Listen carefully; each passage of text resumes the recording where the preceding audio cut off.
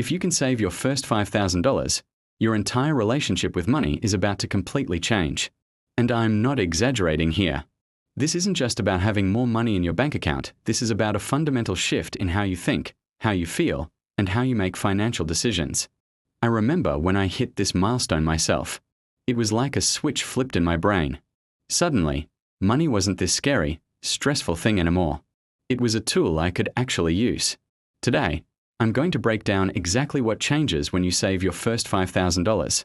And more importantly, I'm going to show you how to get there faster than you think, even if you're living paycheck to paycheck right now. Stick around until the end because I'm going to give you the exact strategy one used to go from zero savings to $5,000 in less than a year, even while paying off debt.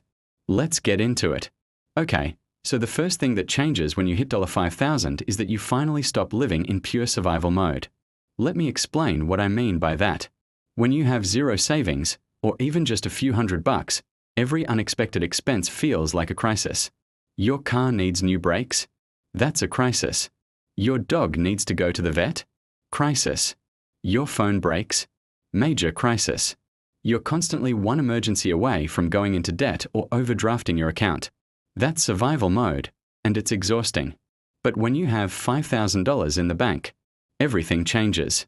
That car repair that would have sent you into a panic spiral? Now it's just annoying. Frustrating, sure, but not devastating. You can handle it without putting it on a credit card at 24% interest. Here's what's crazy. Studies show that financial stress is one of the leading causes of anxiety and depression in America. And the number one reason people cite for financial stress? Not having enough saved for emergencies. When you hit $5,000, you're covering the vast majority of common emergencies. Car repairs. Most major repairs are under $2,000. Medical bills? A typical ER visit with insurance runs $500 to $1,500. Urgent home repairs? Unless something catastrophic happens, $5,000 covers most things.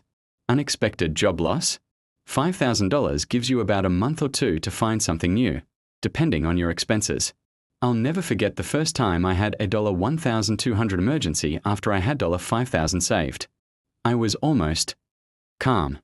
I didn't have a panic attack. I didn't stress eat an entire pizza. I just transferred the money and handled it. That peace of mind. You literally cannot put a price on it. Here's the takeaway. Your first $5,000 is your ticket out of survival mode. It's the buffer between you and financial disaster. And once you have it, you can finally start thinking about building wealth instead of just surviving. The second thing that changes at $5,000 is that you start making completely different financial decisions, and I mean better ones. Here's why. When you're broke, you make desperate decisions. When you have savings, you make strategic decisions. Let me give you some real examples. When you have zero savings and you hate your job, what do? You stay.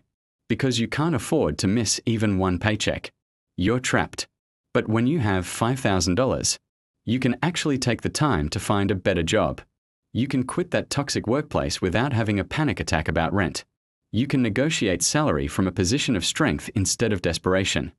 I had a friend who stayed in a terrible job for almost 2 years because she only had about $800 saved. When she finally built up $5,000, she gave her 2 weeks' notice the next month. Found a new job that paid $12,000 more per year. That's the power of having options. Here's another example. Buying decisions. When you're broke, you buy the cheapest option because that's all you can afford. Cheap shoes that fall apart in 6 months. The lowest quality version of everything. And then you end up spending more money in the long run replacing stuff. But when you have $5,000 in savings, you can afford to invest in quality. You can buy the good boots that last 5 years instead of the cheap ones that last 6 months. You can buy in bulk to save money. You can take advantage of sales instead of always paying full price because you need something right now. And here's a big one.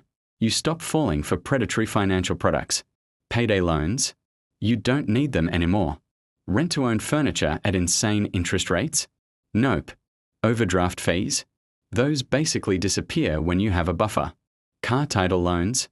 Not even on your radar. These predatory products only exist because people don't have emergency savings.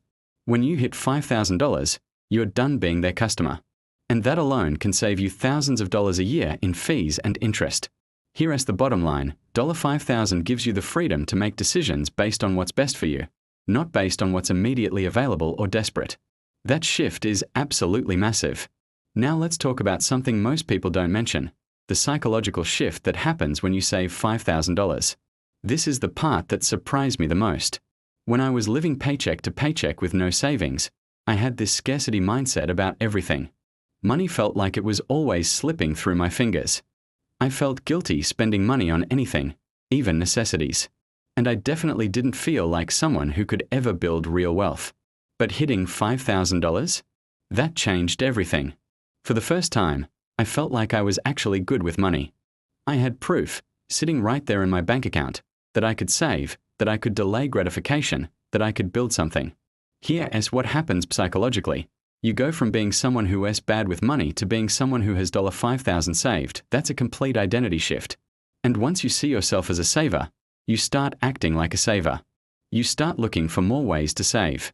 You get excited about watching that number grow. Saving becomes part of who you are, not just something you're trying to do. There's actually research on this. It's called the progress principle.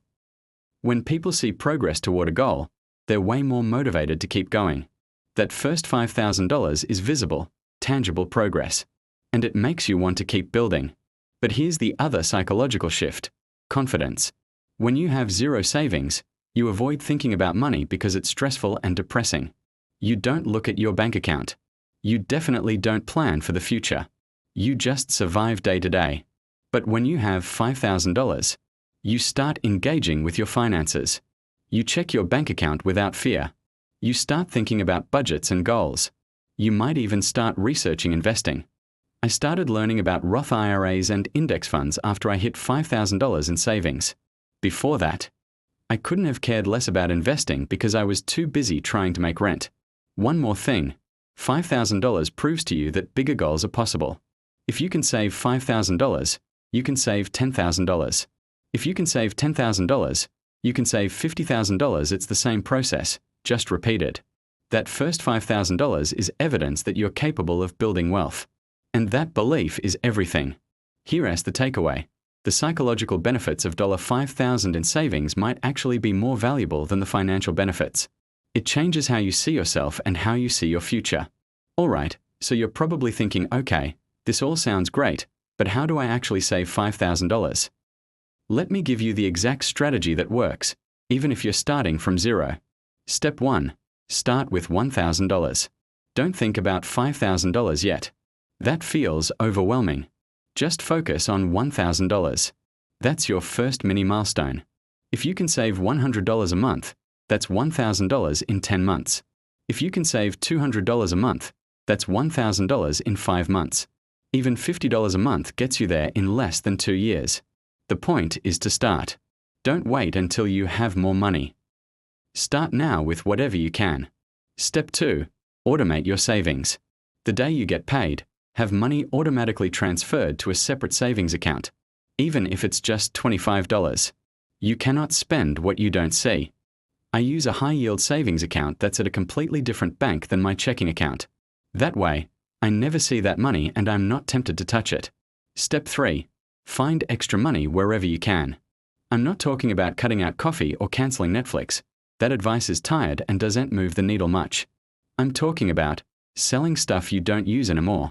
Most people have $500 to $1,000 worth of stuff sitting in their closets. Picking up 1 or 2 extra shifts if you can. Asking for a raise at work. Seriously, when's the last time you asked? Doing a temporary side hustle for a few months. Drive for Uber on weekends. Do some freelance work. Tutor kids. Whatever. Tax refund. That goes straight into savings. Not toward a vacation or a new TV. Savings. Step 4. Once you hit $5,000, protect it like it's sacred. This is your emergency fund. This is not vacation money. This is not a down payment on a new car. This is your financial foundation. The only time you touch this money is for a real emergency, job loss, medical issue, urgent car repair, critical home repair. Once you use some of it, you rebuild it before doing anything else. Here's a realistic timeline. Save $100 per month equals $5,000 in 50 months, about 4 years. Save $200 per month equals $5,000 in 25 months, About 2 years. Save $400 per month equals $5,000 in 12.5 months, about 1 year. Pick your number and commit to it. This is the most important financial goal you can have right now. All right, let's recap why $5,000 changes everything. Number 1. You stop living in survival mode. Emergencies become annoying instead of devastating, and you finally have peace of mind. Number 2. You start making smarter financial decisions because you're re-operating from a position of stability instead of desperation. Number 3. Your entire psychology around money shifts. You become a saver, you build confidence, and you start believing bigger goals are possible. And number 4. Getting there is simple. Start small, automate it, find extra money, and protect it once you have it. Now here's what I want you to do. Comment below with exactly how much you have saved right now. No judgment, no shame, just accountability. And tell me your goal for when you'll hit $5,000. Your financial future starts with $5,000. Stop putting it off. Start today. Thanks for watching, and I'll see you in the next one.